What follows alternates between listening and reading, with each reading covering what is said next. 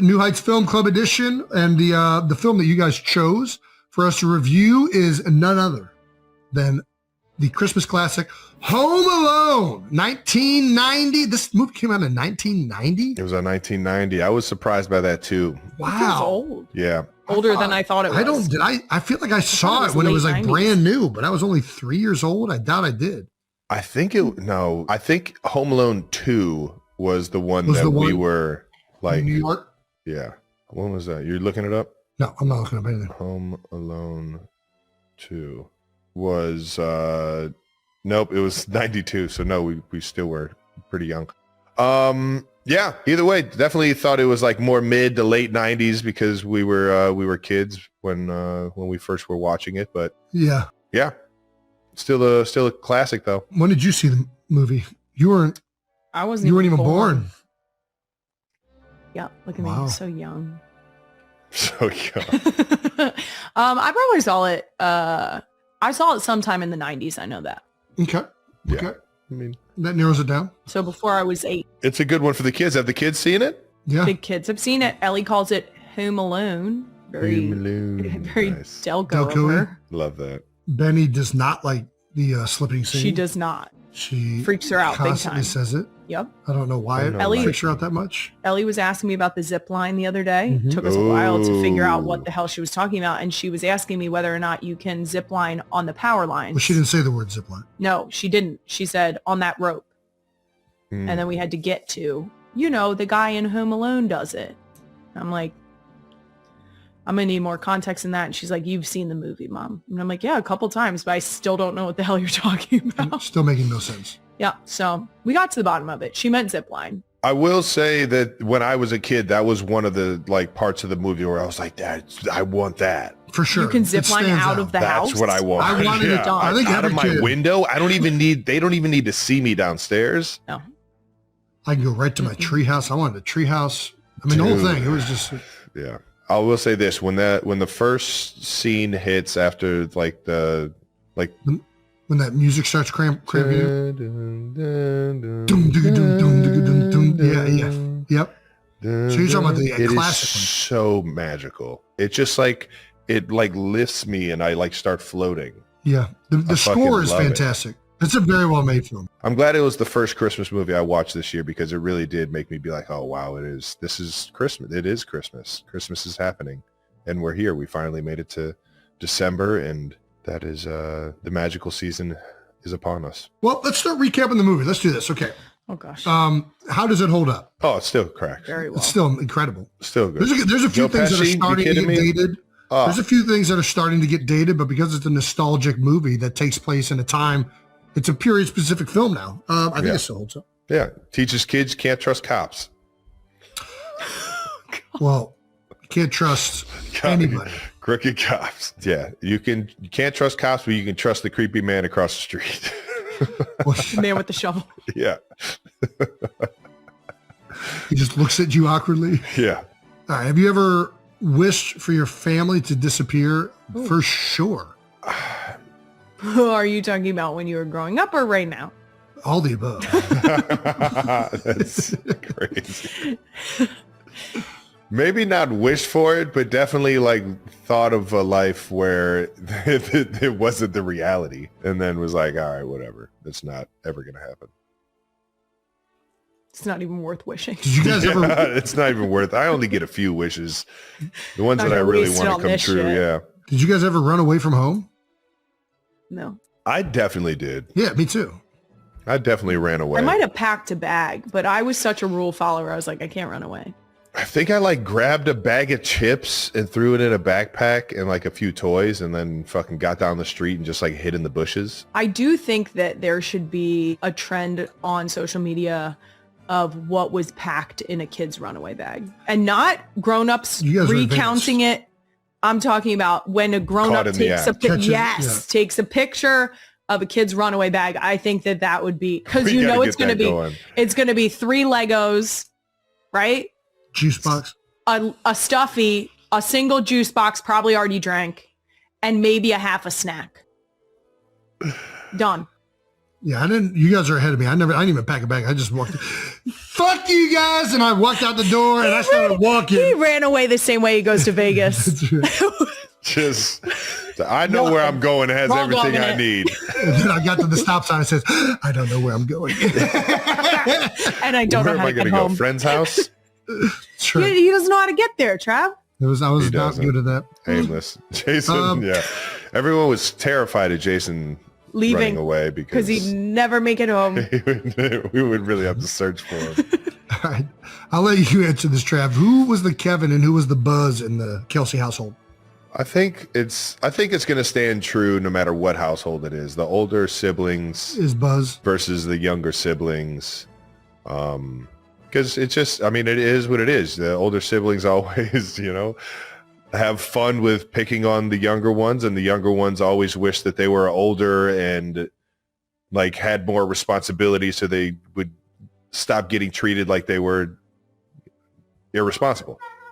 So you identified as Kevin. Yes, 100%. I always watched the movie thinking I was Kevin. I never watched it, and I saw myself as Kevin. I liked Kevin. I liked the movie, but I never was. Jay, I don't know that you're a planner like Kevin. Honestly, the Rube Goldberg system that he implemented is the map. The entire map that he had he's like an offensive coordinator. He should be an offensive coordinator. It was fucking brilliant. I was like, holy shit. I didn't know. I didn't even remember that from like the first 30 times I watched the movie. I saw that map and I was like, whoa. Wow. This kid. Kevin's going to be something. Dialed. Yeah, exactly. Kevin's going somewhere. He's going somewhere for sure. All right. Well, let's recap the plot for those of you that don't know. Are there people who haven't seen Home living Alone? Under a rock since the 90s? I don't think I've ever met anybody that hasn't seen Home Alone. I mean, there's some young people that have probably not seen it, if we're being honest. It is made in the 90s.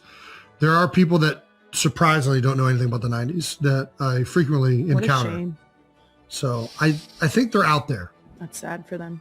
All right.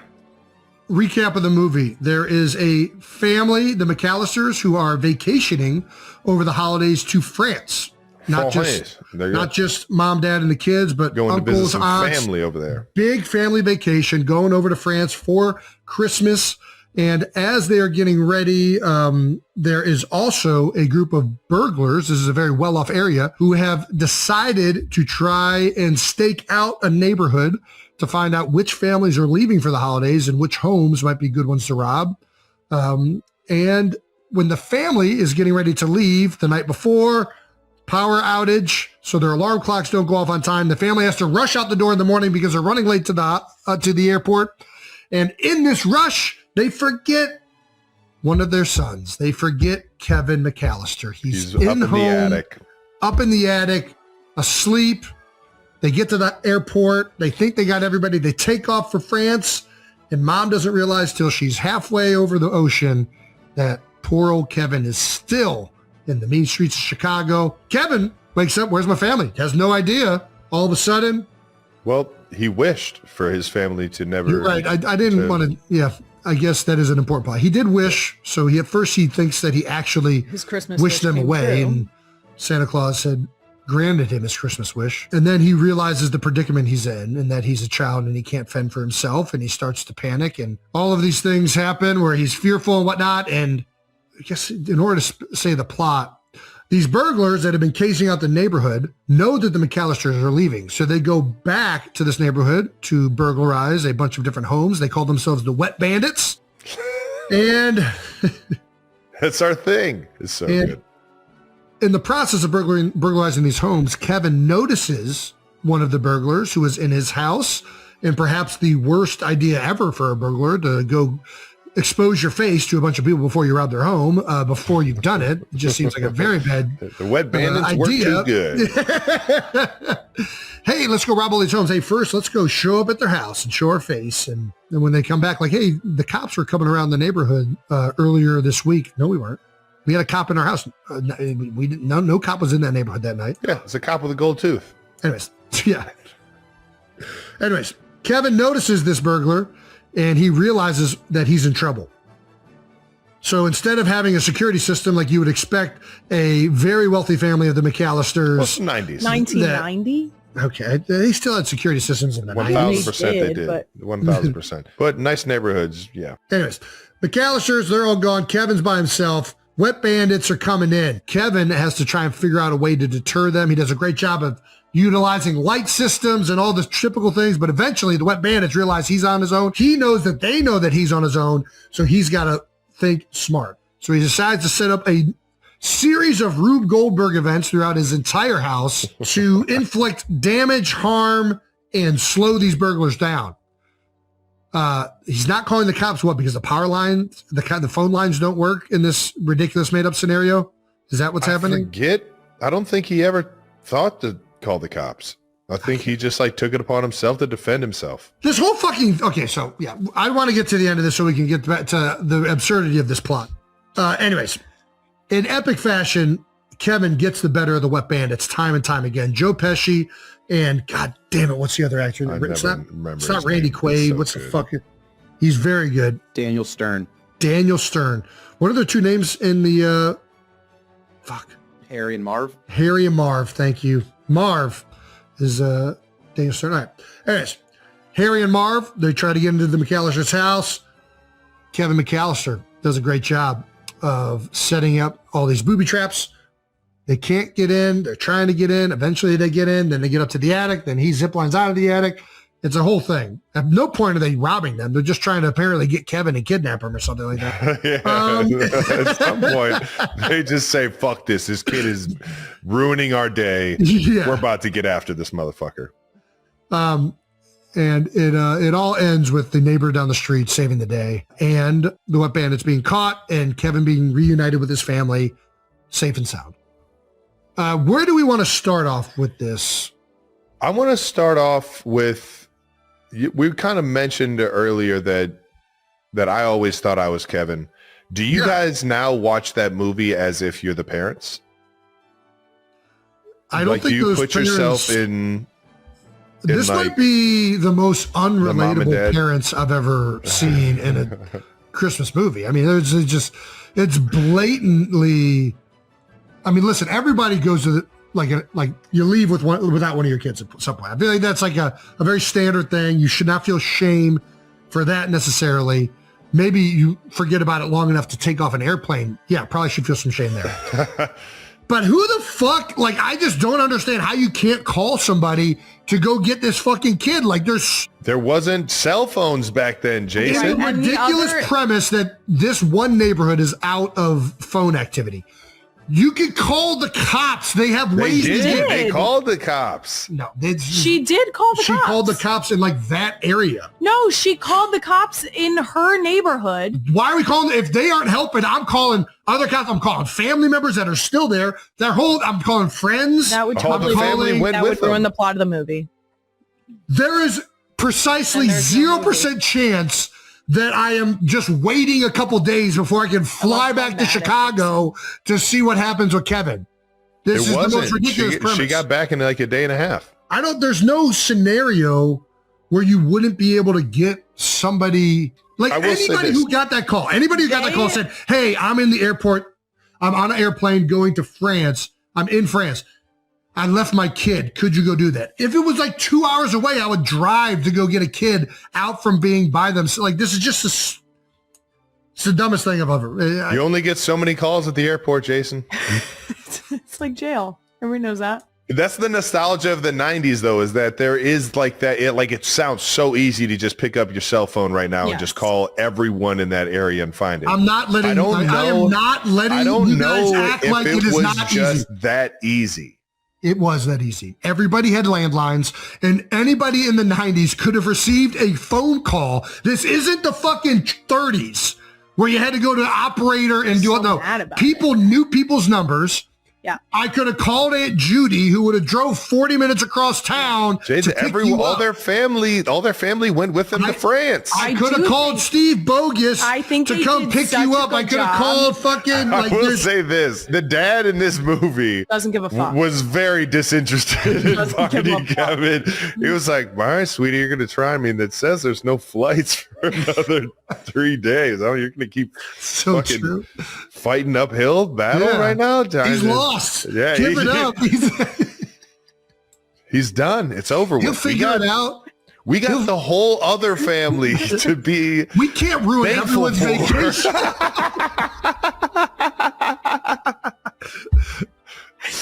It's so true. God damn, that's a great. Forgot how easy it was to get on a plane with like a ticket. Like when you didn't like she just handed an entire pile of tickets to the flight attendant and was like, yeah, this is all of us. She's like, all right, cool, go on up. Yeah, all right. Good luck. Didn't even count how many tickets they had and how many people they had. Yeah, I was like, oh, nice. We were looking for you. It's not good. I do think they did their best to explain away as much as they possibly could by saying that a child would be home alone. No, by saying that all of their extended family, like every single person in their family, was going on this trip. But why are we acting like we don't have phone numbers to people that aren't immediately our family? This guy worked at some fucking business. Like you could have called a coworker. Like there's no way. There's nobody you can get a hold of. He actually didn't give a shit. So. Yeah, he really was like, yeah. That's that. He's like, are we getting croissants? The only way this would have made sense is if the plane crashed upon taking off so that they never knew and everyone just died. That would have made sense that he was left alone for a little bit. What the hell?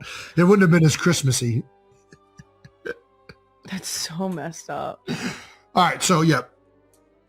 Poor banditing to go and show your face to the place you're about to rob before you go in there. Just have like somebody else that's not going to rob it. You just pay somebody else to go in there and scope it out. Yep. I guess then you're adding another person to the knowledge that you're doing it. Yeah. But I would just wait till everybody leaves. Then you got to split it. Yeah. I don't know, I'm not a professional bandit. I just felt like that wasn't the wisest of choices. What was your favorite? What was your guys' favorite part of the movie? I like the opening the most, to be honest with you. Watching the chaos of the Christmas, and there's like so many family there. It feels very relatable, like running around, getting pissed off about really stupid things that only like siblings would be pissed off about. Like the one like family member that wets the bed. There's this there not being enough pizza. Yeah, it just felt and it also like the 2-liter jug of soda and like the paper plate, all of it is just like very reminiscent of my childhood, I feel like, other than the enormously expensive house. Yeah. And the big family. And the big family. But we were around a lot of people around the holidays, even though it wasn't family, it was friends, and we'd go to holiday parties. Family. Yeah. The Halls and their holiday party, their New Year's Eve party was always so much fun. It was great. Yep. Shout out to the Halls. What was your favorite part? I love the mayhem. I love the mayhem of him planning how to fuck with them. Yeah. So good. So you're more about the planning than the actual execution. No, I think the execution, but I do just you have to appreciate how much thought and effort went into it, and the fact that it went off without a hitch. I mean, for things that happen precisely off of like a door like opening. Orchestrated. Yes. Yeah. Yes. Very well orchestrated. I liked it. Good. Trav, what about you? I'm going to go with the scene where he steals the toothbrush. Then he runs away from the cops. It's an exciting scene. Flanking? I think it was a very fun. Yes, he flanked. Mm-hmm. And I think the funny part of that whole thing is that a scene right after that, he immediately feels terrible for stealing. And I'm pretty sure he goes to church. Well, I thought he goes to the church to run away from the wet bandits by the way, very perceptive by Kevin in that moment to see Harry and realize that's the cop that was in my house and that this is not an actual cop. Mm-hmm. And to like start walking away, and then he runs to the church. He goes into the church before that or after that? He's in the church twice, isn't he? Yeah. Well, he goes into the church the night before, but then there is a scene where he runs to the church. I just thought it was so funny that he stole something and then like as he's walking home, Immediately tried to repent. He's immediately like, man, I didn't mean to steal this. I didn't have any other choice. Yeah. I do gotta say, I think it's probably. I didn't want to run from the cops. I think it's got to be the best cast Christmas movie of all time. Like, could you think of anybody other than Macaulay Culkin being Kevin?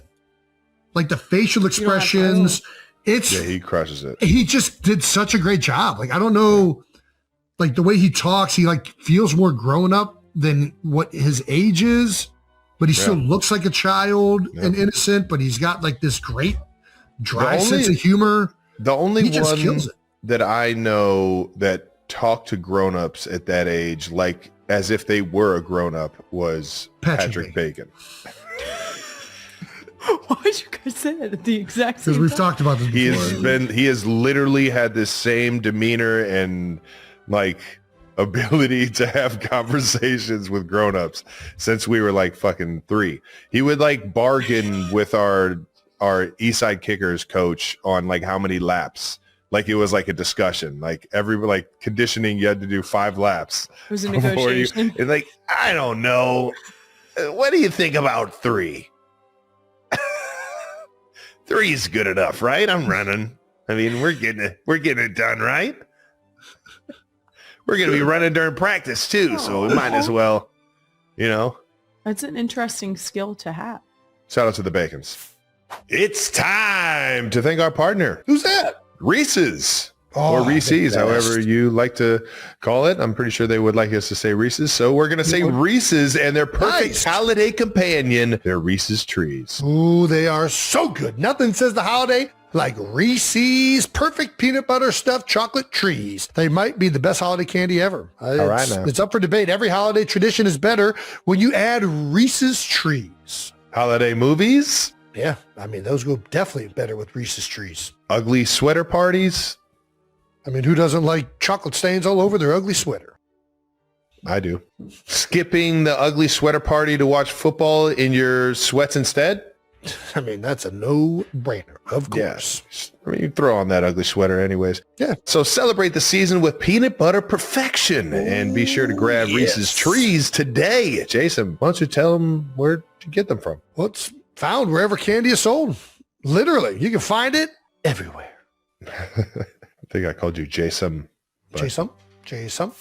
Thank you to our partner, Gillette. All right, now, Jason, you've been retired for a full year. Let's talk pregame rituals. Do you miss them? Still have them? I kind of have one, I guess, for Monday Night Countdown. Like I go do the production meeting. Then I kind of iron out what's happening in the rundown. Then I go to the makeup lady. Then I go to the hair. And then I go on set. I was just curious to see if you were putting that same game day energy into your new broadcasting routine. That's all. Well, first and foremost, it includes making sure that this beard is looking real nice, which is finally starting to show some of my grays again after dyeing it. I'm getting those natural colors back. Thank you. Thanks so much. But yeah, I have some grooming individuals that make sure it's looking nice and tidy. If you were looking for a tool to help wrangle it in a little bit, look no further than Gillette Labs NFL licensed razor. Special edition razors have those long-lasting Gillette Labs blades and the precision trimmer on the back. It's perfect for cleaning up this guy. Nice. I hear it's a must-have for NFL fans this season, and clearly you too. Sold, available now in 12 teams, including the Eagles and Chiefs. Get it while you can at Gillette.com/NFL. Gillette, the best a fan can get. But I think the cast, just because Macaulay Culkin, Joe Pesci, and what is it again? Daniel Stern, Marvin Harry, Catherine O'Hara is the mom, John Candy. Yeah, John Candy, the polka. Leaving out the band is a. He was more invested than her own husband was in finding him. Yeah. Who was better, Marv or Harry? When you brought up best scenes, my favorite scene is really any scene where Marv is screaming. He is He's got an fucking electric scream. fantastic.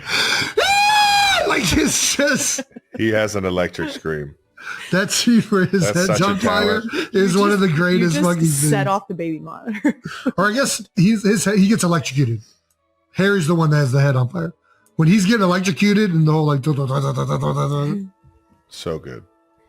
He also steps on the ornaments. I do think that. well, they both do, right? Or is it just him? I think it's him. Because I think Harry's at the Harry's door on handle. Oh yeah, The burning door handle. Joe Pesci kills it too. They're both so good. They're just good in different ways. It's a great movie. It's got a whole like Lenny and like Of Mice and Men feel with like Marv being the dummy and Joe Pesci being the witty one, but he's really not that smart. Mm-hmm. Where are you guys ranking Home Alone as a Christmas movie? Well, we're doing PFF grades, right? But where does Home Alone rank? Wait, on your why does no one? all Why does over no one Christmas want to list? ask who would nail this? Who would nail what? Who would go? Who would handle a Home Alone scenario the best out of all of us? Travis, not even a question. Are you kidding me? I'd fucking thrive. And I've always thought Kevin McAllister was and Travis Kelce. You don't had a lot even in think common. I have a. You don't even think I have a shot? I mean, it just Wow. no. You would have been more planned out, for sure. My instincts would have been fantastic in situations like this. Guys, they fucked around. I really think I could help them find out. Nice. Nice. That's all. Well done. Yeah. All right, where's it ranking in everybody's rankings? I'll go top 5. I can't rank like Yeah, it's hard all to of go them. like 1, 2, 3, 4. exactly. And I think I like Home Alone 2 more. Really? I'm gonna have to go back and watch Home Alone 2 now. I like Home Alone 1 definitely the most. Home Alone 2 is good though. Still has the great same cast. Yeah. I like the pigeon lady in Home Alone 2. Yeah. Ooh, she was great. Top 5. Just trying to think. I like. Okay, which movies do I like more than Home Alone? Love Actually. Christmas Vacation. Christmas Story. The Santa Claus. The Grinch. Oof, great one. I'm not putting Santa Claus above, but I do like the Santa Claus. It's a good movie. I think I like Home Alone more than that.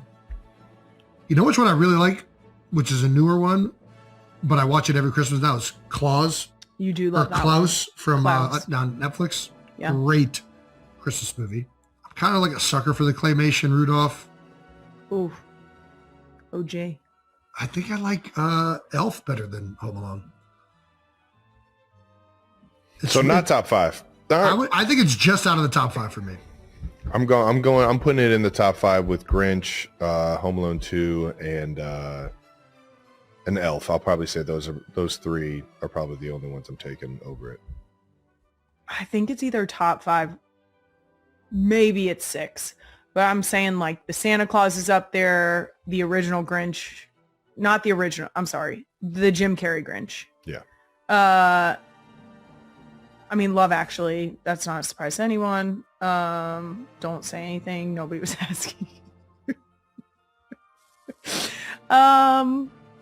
Yeah, I'd say it's probably top 5, but I think it's like the number 5 slot. All right, PFF grades. Christmasness. I think this is high in Christmasness. So all throughout the film, the whole reason this is happening is Christmas. 10. It also has like the soundtrack, the setting, all of it. Like it's just very Christmassy. Yeah. 10. I don't know if it can get more Christmassy other than the Grinch. Yeah, I mean, it doesn't have like Santa Claus, I guess, or like the It has a reindeer. reference to him. It does. I don't know It about literally has I'm him gonna say going to the 98. church. It's where not it as- has like the Jesus, like what is it called, in front of the church? You're Every talking church about the has nativity scene. it. Yes. Yes. It's not like the Grinch or Rudolph or Frosty. Like it's not like a story that is, Directly associated with the concept of Christmas. yeah, I'm trying to like think of it. It's not like 10 out of 10 to me, but it's definitely very Christmassy.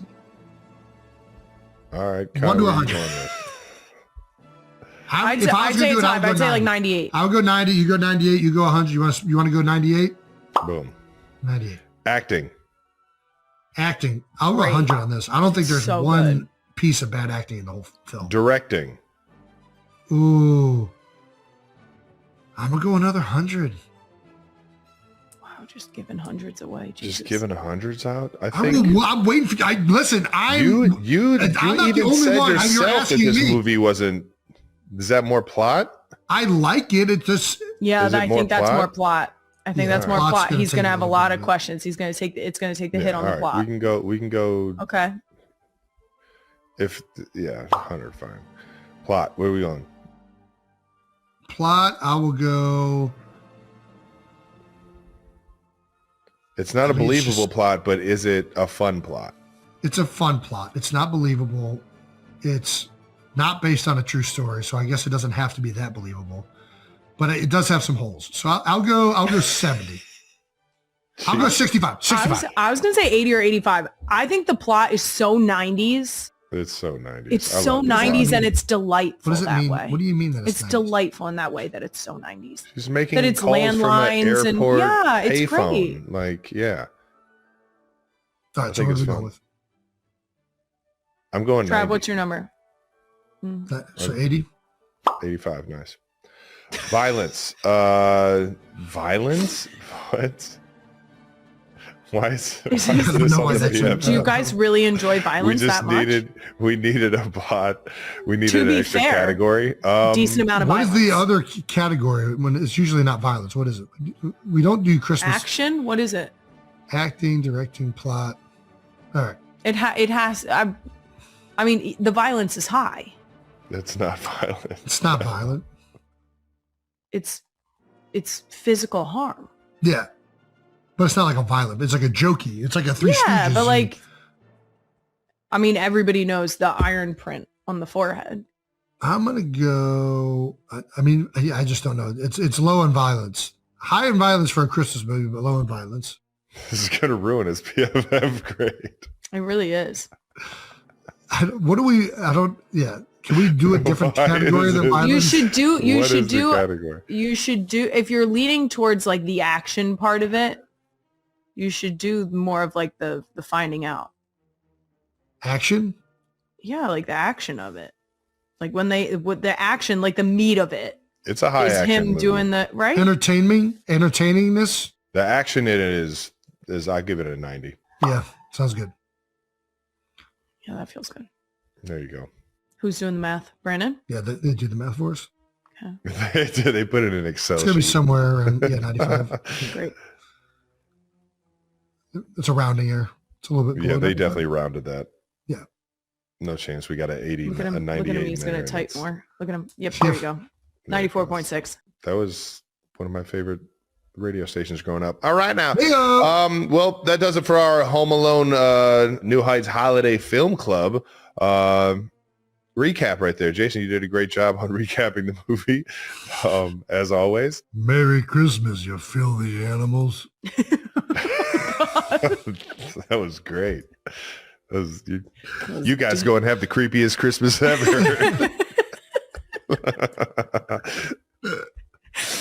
Oh God. And that wraps up another episode of New Heights Film Club. Thank you to Kylie for joining us. Thank you so much. We know that is a lot for you sometimes. Thank you to our sponsor, American Express. Hey-o, there's nothing like going from a relaxing airport lounge to an even more relaxing hotel, followed by dinner, a concert, and then doing it all over again. With the newly enhanced American Express Platinum card, upping your travel game and eating your pregame meal just got a whole lot better. You unlock access to the largest global airport lounge network and global hotel program with a suite of benefits as compared to other credit card programs. Traveling with my American Express Platinum almost feels like a personalized experience. I get to watch some college football in the lounge, jet off to see some friends, and enjoy the journey along the way. Plus, when I'm exploring a new city, I have access to dining benefits at over 10,000 U.S. Resi restaurants and exclusive access to unique experiences worldwide. Yes, you do. That's rewards for lounging, flying, and dining, if that's your thing. With an array of premium travel, dining, and entertainment benefits, all backed by American Express's award-winning service. There's nothing like Platinum. Terms apply. Learn more at americanexpress.com/withplatinum. Thank you to our partner, Boar's Head. Ooh, a little meat. The NFL season is in full swing, and you know what that means. Time to eat meat. Millions of fans are turning their homes into game day headquarters every weekend. Gosh, and whether you're hosting a watch party at home or tailgating before a big game, you got to feed the crowd. You got to feed the crowd. That's where Boar's Head comes in the clutch. Yes. Their platters are literally a game changer. We're talking premium meats, cheeses, dips, and more. What's your go-to deli platter, Jason? I mean, any of them. Dude, anything that combines crackers, meat, cheese, and mustard. It doesn't matter what kind it is. You got pepper jack, you got provolone, you got cheddar, you got beer cheese, you got salami, you got kielbasa. There you go. Don't be all artsy with me. Ritz crackers. Maybe you can do some of those like whole grain, thick boys that are round. Those are kind of nice too. If you want to be kind of different, you go with like a wheat thin. If you really want to elevate your game day spread and score big with your entire home gating, that's tailgating at home. Visit your local Boar's Head Deli. They'll hook you up with a ready-made platter. Ooh. Or you can build on your own. There you go. Either way, you're upgrading your game day with some serious flavor. Boar's Head, committed to craft since 1905. How about it? It's just a great name, too. Over 100 years. Yeah, you know what you're getting. Boar's Head. Guest episode. And next Monday, we got a great guest episode coming out. First guest we've ever had on the podcast. Well, he's back. Paul Rudd, everyone. Paul Rudd is back. How about it, man? Kai and then Paul. God damn. Keeping it in the family, baby. And next Wednesday, we'll release the New Heights Holiday Spectacular. We'll have the first ever New Heights Secret Santa. We'll unbox some stuff sent to us from the 92%ers, and we got a full episode with Kylie Kelce. Ooh. How about that? You're not going to want to miss it. So listen, while you're getting ready for the holidays, New Heights is right there with you. How about that? She's also going to be giving us some official shopping guides for dudes who can't shop good. Oh, that was classic. I actually might need to rewatch that. Jason, you are a great shopper. Nah, never been. Please enjoy the holidays with your family and also a lot of New Heights. That wraps up New News, brought to you by Reese's Treats. And since it's the holiday season, I'm going to say the Reese's Trees are a little bit better than the pumpkins. All right, now let's get to some bold topics to wrap up week 15 in the NFL and unfortunately wrap up our playoff hopes. Chiefs 13, Chargers 16. What are your thoughts following the game? Well, first things first, obviously we lost our quarterback, man. Patty Mahomes, our guy, our brother, our fearless leader, our face of the franchise. And to an ACL and it's never easy seeing your guys go down. We had a bunch of guys get hurt this past game and we fought, man. We fought. We had some guys fight through some stuff. We had some guys unfortunately not make it back out on the field. And for the season to be going like it did, up to that point, and we're on our last, quest to try and keep our playoff hopes alive there in the fourth quarter, and on a freakish play to see 1-5 go down like that, man, it was almost like it wasn't real, and shit just sucks, man. For a guy that puts in that much and puts his body on the line week in, week out, and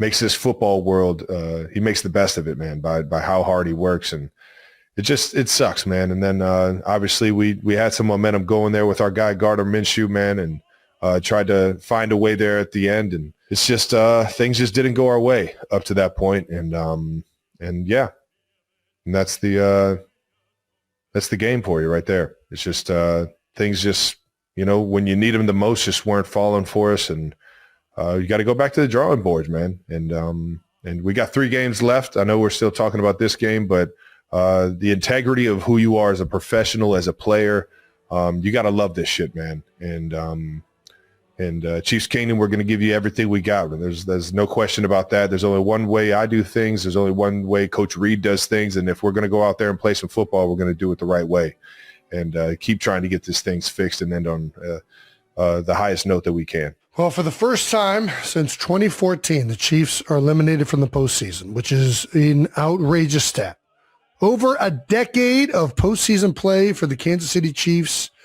I was thinking about this the other day. What was crazy being at the game, I don't think I've ever been in that stadium with you guys out of the picture in the regular season. No, you haven't. Definitely not 2013. 14 was the only my that first year year playing. That would have been the only one, but I don't. And there was only one game where we needed some things to happen, and it didn't happen. And then we played the last game with our guy Chase Daniels back there slinging. Shut up. Yeah. So it's just wild. I mean, it was wild being there, and I feel like it's a crazy, completely different year. That year we didn't have any wide receiver score a touchdown. Right. As crazy as that is. Right. This year we're, numbers wise, we're up there with some of the top offenses, and depending on what category you're looking at, but just critical moments, man. All the games we've lost were one-score games, man. We were in it right there to the end. Yeah, 1-7 in one-score games. Even that game, up until the very last pick, I feel like you guys were going to, in my head, I'm like, oh, they're going to find a way to get it done. And it's just because you guys felt like that, man. You guys have just done it so much. So and that's why when 1-5 went down, I was like, no way, this is what happens. Right? Yeah. I guess, how do you approach the rest of the season? You talked about it a little bit. We're going to go out there and battle together. Yeah, it's kind of unfamiliar territory at this point for a lot of guys in the building. The guys that have been there, I'm the only one that's been on the team long enough to see us not make the playoffs or to play a game that you there's not didn't have a implications future. of furthering the season. Yeah. It's obviously fucked up, but it's a new feeling. So all I know is to go out there and play my ass off and to show up and give my guys the best chance to win. And I think that's the mentality, man. There's an integrity thing here that when you sign up for the gig, you're living out your dreams. You're living out a kid's dream that never got a chance to do this. You're living out, man. Yeah. You're playing this game obviously to win Super Bowls. You're playing this game to be in those playoff scenarios and stuff. But at the end of the day, man, you're playing in the NFL. Yeah. And that's a fucking blessing. That's an honor. It's an honor to be out there. It's an honor to feel the soreness after a game because you're actually out there. You're fucking doing it. Yeah. You're living your dream. And no matter if you're getting the fucking ball thrown to you, no matter if you're blocking your tail off and you never, see the pill, it's an honor to be out there in a uniform, playing for the guys around you, playing for your family, playing for the people back home that are watching you, that have known you since you were a little kid, dreaming about this moment, or dreaming about these moments being in the NFL. And I'll tell you what, man, if there's a game to be had, baby, I'm going to go out there and I'm going to love fucking playing in it. No matter if it's a game that in the playoffs or gets us in the playoffs or a game that, seems like it doesn't have any implications of that. So no doubt. Well said, Trev. And that's the integrity you gotta fucking go out there with, man. For sure. Yeah, the other thing I always think about whenever I played in games like this or seasons that have gone south, even in the years where everything doesn't work out, you still have like a team and you're still close with guys. And I always thought, similar to what you're saying, Trav, like we only got 3 weeks left of this year's team to play football. Like next year, it's going to look different, right? Guys are going to be back. Guys aren't going to be back. It's no 2 years are the same. And you try to enjoy the few weeks that you have together. And obviously the big thing looming is not only you guys out of the playoffs, but Patrick Mahomes tears his ACL in December. Usually that's an 8 to 9 month injury recovery. I've been through it myself. It's a rough one. You hate to see it end that way. You know what I mean? Yeah. It was just a devastating, kind of final moment there. And Gardner went out there and battled his ass off. Oh, now you know Gardner's going to do that, baby. Yeah. That's how he's built, man. And we're going to fucking fight for him from here on out, and then go out there and try to win some ball games with my guy G. And obviously it came out that the surgery went well, and I mean he's a warrior, man. I'm telling you, this guy's played through everything, battled through everything, has been crowned champion because he's battled through everything, and he's going to battle through this. It's the only way this guy is wired, man. He's a fearless warrior when it comes to this football thing, and he's going to make sure that he comes back stronger than ever. And hopefully the Chiefs can get him back as soon as possible. I know right now it's kind of right around that week 1 or the beginning of the season next year. So I know he's going to be doing everything he can to get back out on that field for the Chiefs as soon as possible, man. I love it, brother.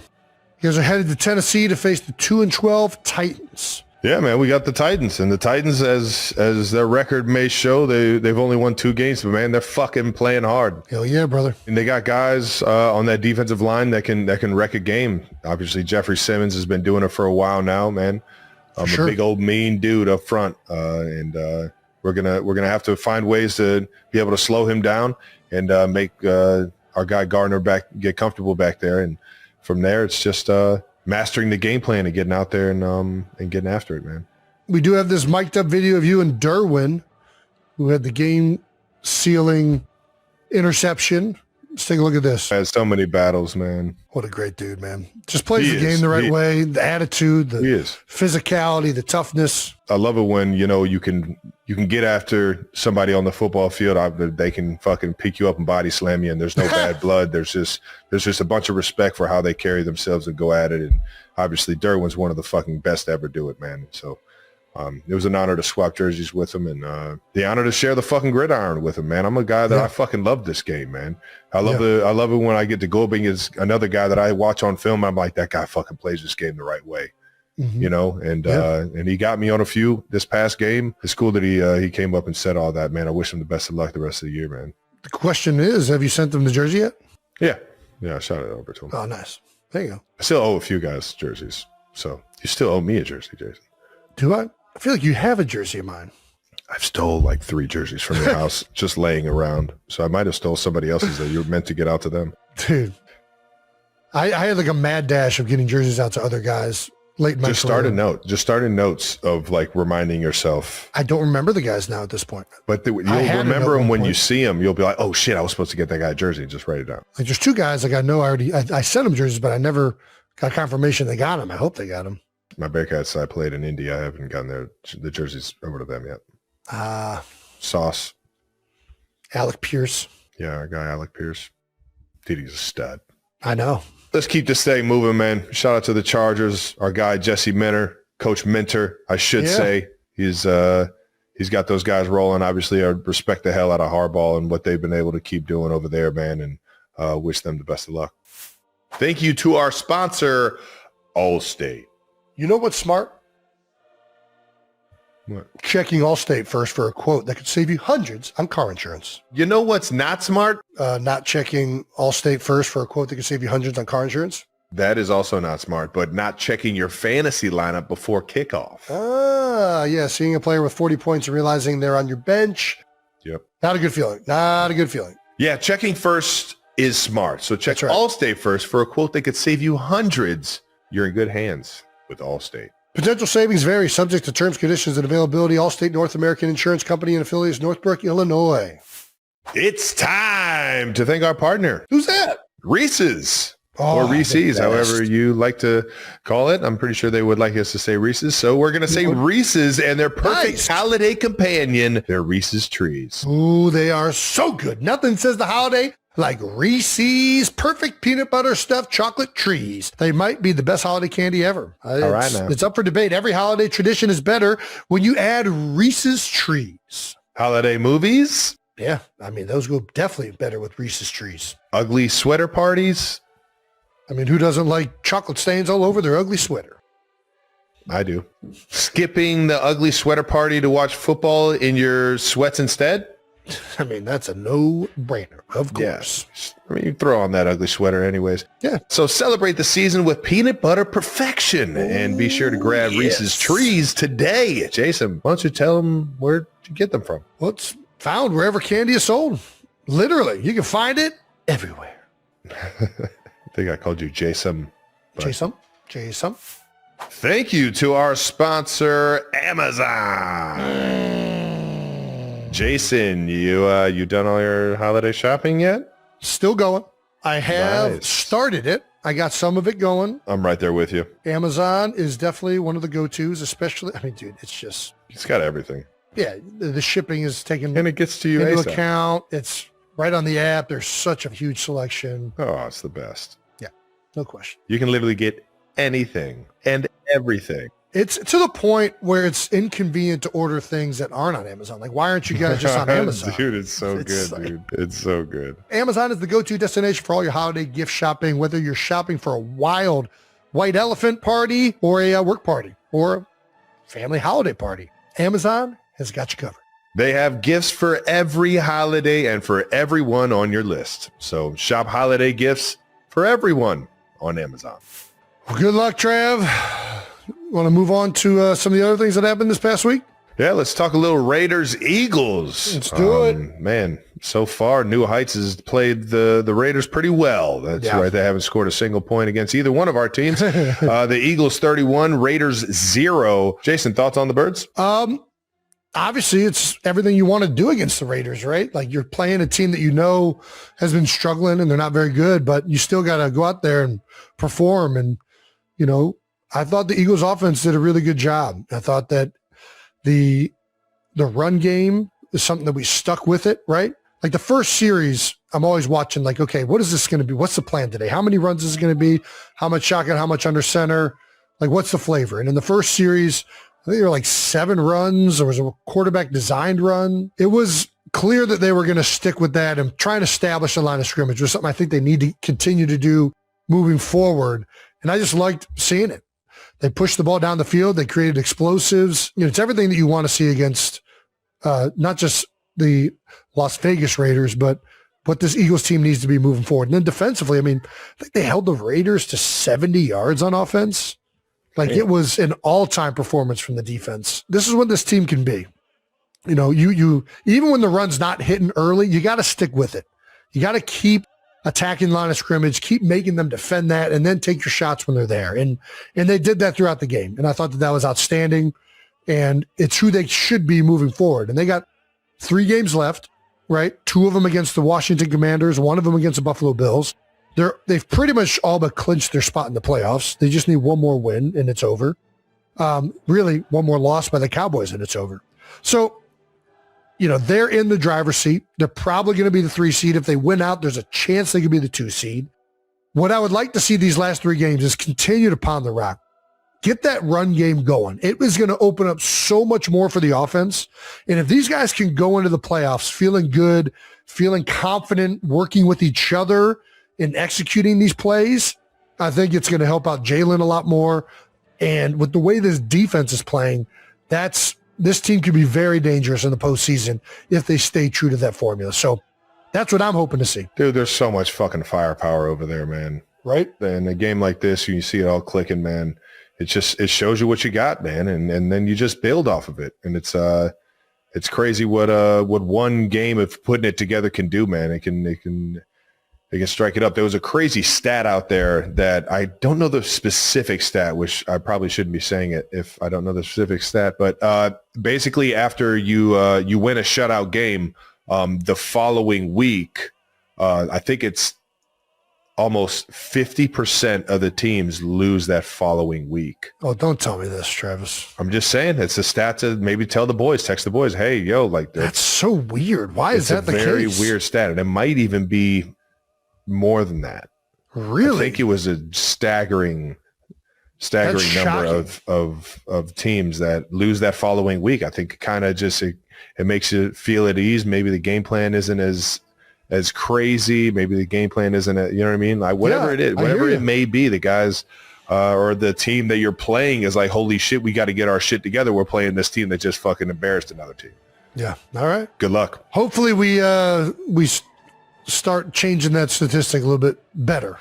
There you so go. To say, yeah.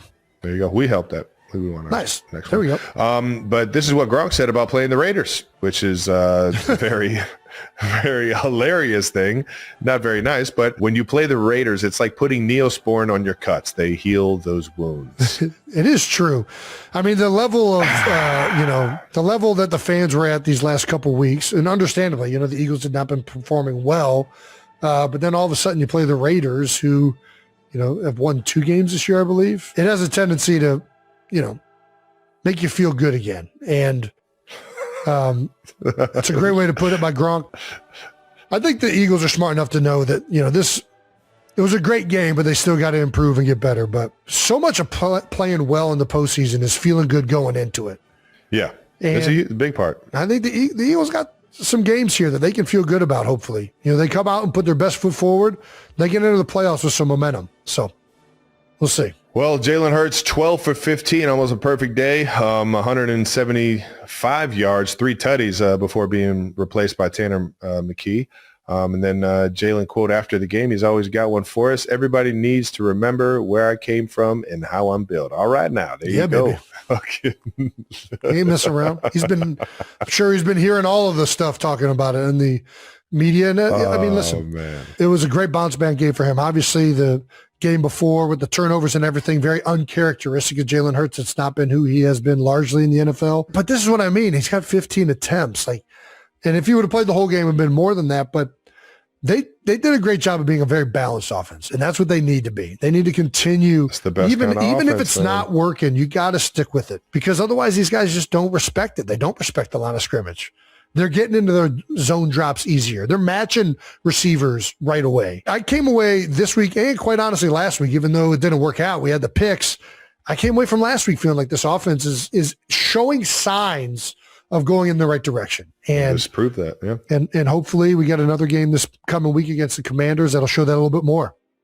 There you go. Well, we got a LeBron stat of the game. Our guy at 37 years old and 255 days on top of those 37 years. Brandon Graham became the oldest player in Eagles history to record a sack in a game. There we go, BG. Grandpa Graham. NFL star Travis Kelce has a knack for making headlines, but this time he's managed to send shockwaves of excitement through both the sports and music worlds in a way that nobody saw coming. The airwaves were already crackling with anticipation when he pressed record on his latest New Heights podcast, but nothing could have prepared listeners for the revelation he was about to drop with an energy that practically leapt through the speakers. Kelce announced to his millions of fans that his superstar fiancé, Taylor Swift, will be spending Christmas with the entire Kelce clan. The world collectively leaned in closer, imagining what such a holiday would look like. A fusion of NFL energy and pop icon glamour, all wrapped up in the warmth of family celebration. The news immediately ignited a firestorm of speculation and excitement, as social media feeds exploded with countless theories and imaginings about how Swift, who's used to selling out stadiums and topping charts, would navigate the cozy, sometimes chaotic, traditions of the Kelce household. Would she be baking cookies in the kitchen with Travis's mom, her laughter mingling with the scent of cinnamon and sugar? Would she join in a raucous family game of charades, her wit and charm putting everyone at ease? The possibilities seemed endless and deliciously intriguing, fueling a frenzy of fan art, memes, and wishful thinking across the internet. For Taylor, whose whirlwind year has seen her crisscross the globe on tour and make headlines for surprise album drops, a family Christmas in the Midwest offers a rare chance to slow down and savor the simple joys of being surrounded by loved ones. For Kelce, it's an opportunity to share his world, one filled with home-cooked meals, inside jokes, and the kind of traditions that make the holidays truly special.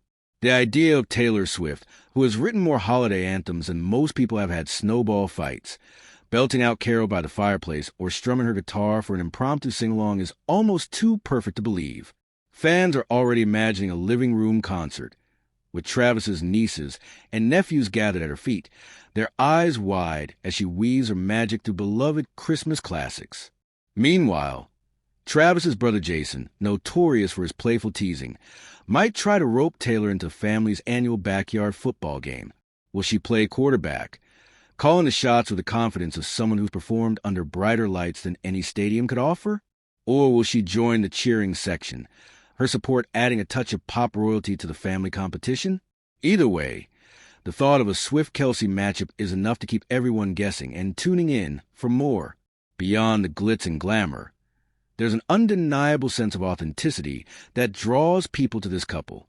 Both have reached the pinnacle of their respective careers, yet both seem to find the greatest joy in the everyday moments. Shared meals, laughter, and now, a holiday spent together.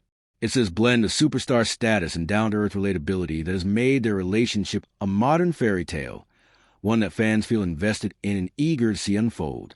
The entire scenario feels ripe for cinematic retelling, With scenes of snow falling softly outside as the family gathers around the table, Taylor and Travis sneaking glances and smiles across the room, and the promise of new traditions being born right before our eyes. As the world speculates about the future, are wedding bells on the horizon, or is this Christmas simply the next step in a love story that's captivated millions? One thing is clear. This holiday season, the Kelce house will be the epicenter of excitement, joy, and a little bit of magic. Every detail, from the decorations on the tree to the menu for Christmas dinner, will be dissected by fans eager for a glimpse into the festivities. Will Taylor bring her own family recipes to the table, or will she try her hand at the Kelce family specialties? Will there be matching pajamas, spontaneous dance parties, or perhaps a new song written in the glow of twinkling lights? The only certainty is that this Christmas will be unlike any other, not just for Travis and Taylor, but for everyone who follows their journey with hopeful hearts. As December 25th approaches, the anticipation continues to build.